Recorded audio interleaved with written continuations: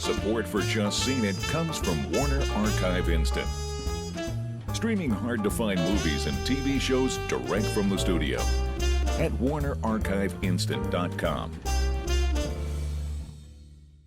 Support for Just Seen It comes from Weaver's Coffee and Tea, makers of hand-roasted artisan coffee and hand-blended tea. Learn more at weaverscoffee.com.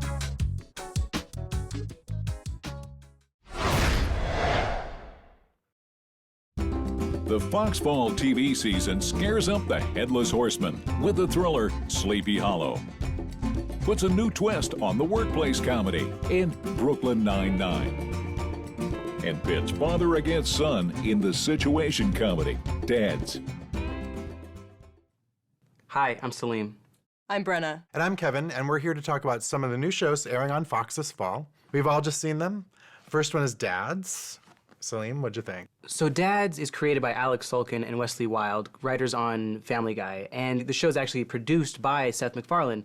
Now, the comedy, unfortunately, is very much more suited toward cartoon. Now, Seth MacFarlane did do it in Ted, but because that's Seth MacFarlane, he knows how to do these types of things. He's very adept and very creative. Unfortunately, these two other guys, they just kind of went for the bare minimum in terms of comedy. The problem with this premise is that we've seen it a million times, and it hasn't been adorable since the 80s, where you have these bumbling relatives coming in and ruining everything with their lack of tact, making racist jokes and ruining the big deal. The racist jokes aren't even funny. You find yourself more annoyed at them than you find yourself amused at them. I found myself offended by them. Yeah. Because they're strewn throughout the entire show, and we're supposed to laugh at them, not because it's, oh my God, they made a racist joke. It's because you're not even quite sure why they're putting the racist joke in there. Yeah, to show how weird and kooky the dads are and how inappropriate they are. But it's not even done with any kind of style. They're just straight racism. There's no funny behind it. And it's not even just the dads. It's the 30-something-year-old kids. It's the whole show itself. Every bit of it, you know, the character interactions, the characters themselves, it's very stereotypical. You want to flip for the bed? Dad, there is no way you're sleeping in my heads. See you in the morning. Stay out of the bathroom between 3 and 4. That's my go time. Yeah, it stars Seth Green and Giovanni Ribisi, and neither of them really have their hearts in it. No. I think Seth Green is adorable. I will always love Seth Green, but even his acting... Trying. He's trying. He is. So hard. But there's points where he's just like phoning it in. He's just saying the lines, and you Yeah. can tell that feels a little uncomfortable too. Yeah, and I love Seth Green. It's great to see him doing stuff other than Robot Chicken, but not this. So what are our final thoughts? Have we mentioned the racism yet? Because I think we should skip it. It's good to see Seth Green again, just not in this. Skip it. This show stinks. Skip it. So I think we should talk about something that we liked a little bit more. How about this new Sleepy Hollow? Sleepy Hollow, created by Alex Kurtzman and Robert Orci, who did Fringe and Star Trek. I think they did a great job in taking this classic story and updating it to the modern times. I mean, we have Ichabod Crane dying in the American Revolution, but then waking up in 2014, along with the Headless Horseman, and shenanigans ensue. Indeed, and these shenanigans are fun shenanigans, right? It's very interesting how they were able to take it and update it and do something that we've seen before. We've seen the out of time, out of place character, and avoid all of the cliches. Yes. You know, he didn't try and fight a car and calling it a dragon. It was very believable, and it was still funny watching him try and adapt to the modern world. And the story itself, the way they adapted this story, this old story that we all know, and made it interesting and fascinating, it was great. And it's spooky and creepy and fun. You've been emancipated, I take it? Excuse me? From enslavement. Do you see this gun? I'm authorized to use it on you. And unlike Dads, we have a very diverse cast here. The lead is a black woman named Nicole Beharie, and she's great. She's strong, she's vulnerable when she needs to be, and you believe her as this sheriff character, as Lieutenant Abby. I was very shocked. I was not expecting her character, and the fact that the show is as much about her as it is about Ichabod Crane really, really made me happy. But like you said, she was tough, and she had this sense of duty to her that I enjoyed because she was just different from other female cops that I've seen on screen. She's very unique. She had a nice backstory, and there's complexity to her, and there's something going on, and I did like at the end how they tied them together, and there's a reason that they're kind of going to work together, and I like that. And not only did they tie them together, they tied them together specifically for 7 years. 7 years. Right? I thought that was Clever. cool. Yeah, I know. Let's talk about the lead, Tom Mison, who plays Ichabod. He's okay. He to me is just another attractive British guy. I don't really see him being different from other I think British he's actors. fun. I disagree. I No, I thought mean, he was quite he's- fun. He's sort of interchangeably attractive, but Tom Mison could have easily fallen into cliche with this role. He could have been the bumbling, like, oh my goodness, look at this future technology. And instead, he plays a character very smart. The mark on his hand, was it a bow? How do you know that? Oh, no, it can't be.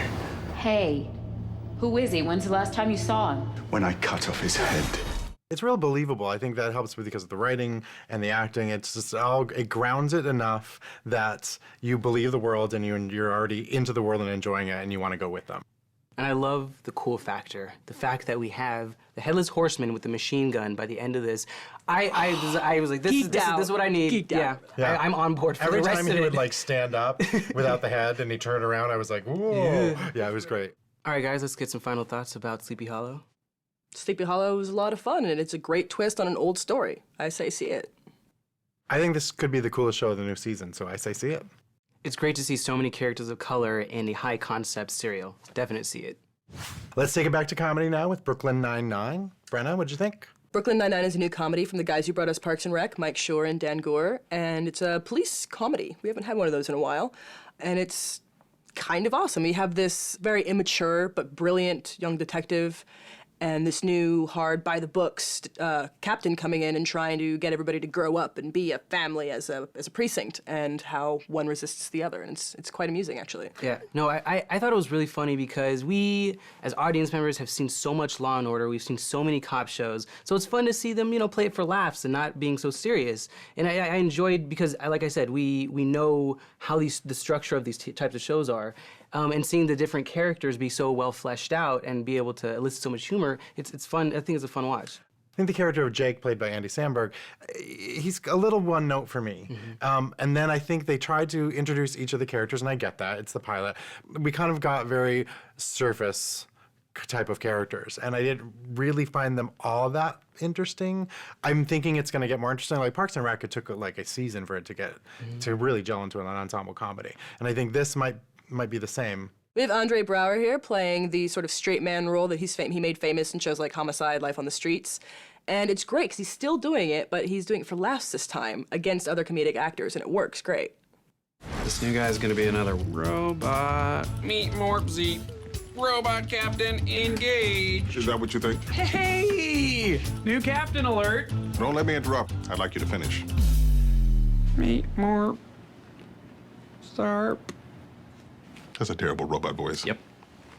The next time I see you, I'd like you to be wearing a necktie. Brooklyn Nine-Nine, final thoughts? It's good to see all the Law & Order tropes that we know and love translated into comedy. Definitely see it. I just love the interaction between this notorious goofball and this notorious straight man. I say see it. I think it has potential. It's just not quite there yet for me, so I'm going to say stream it. All right, so let's have a recap of our votes. Our votes add up to 0 tickets, which is a skip it for dads. Our votes add up to 3 full tickets, which is a see it for Sleepy Hollow. And our votes add up to 2.5 tickets for Brooklyn Nine-Nine, which is also a see it. Yay! Cheers. Cheers! Sleepy Hollow. No dads. No dads. Hold on, Parks and Rec. What did I say? Park and Recs. Park and Recs. Park and Recs. It's about a Mike boy and his Schur dog. Support for Just Seen It comes from Warner Archive Instant. Streaming hard-to-find movies and TV shows direct from the studio at WarnerArchiveInstant.com. Support for Just Seen It comes from Weaver's Coffee and Tea, makers of hand-roasted artisan coffee and hand-blended tea. Learn more at weaverscoffee.com.